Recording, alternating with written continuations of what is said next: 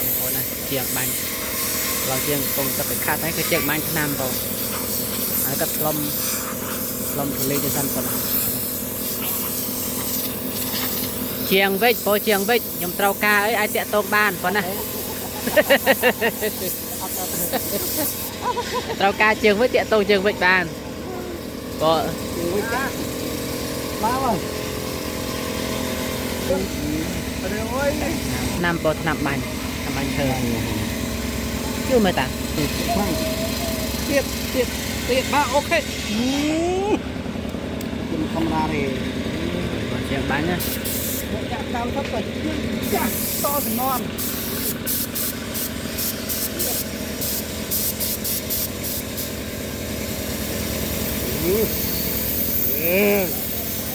เจ้าโอ้โห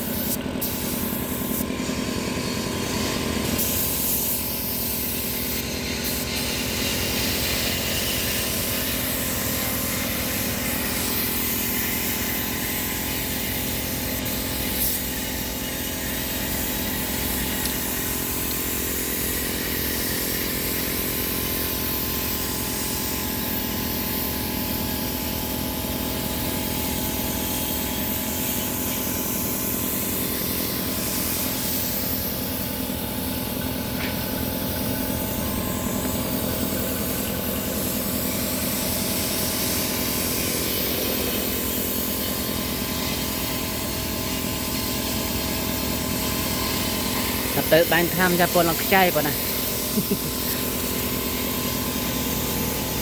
ลองใจเราเริ่ม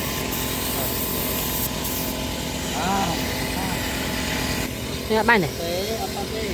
อันนี้ผู้เจ้าอะไรนั่นน่ะอ๋อสุดจอแล้ว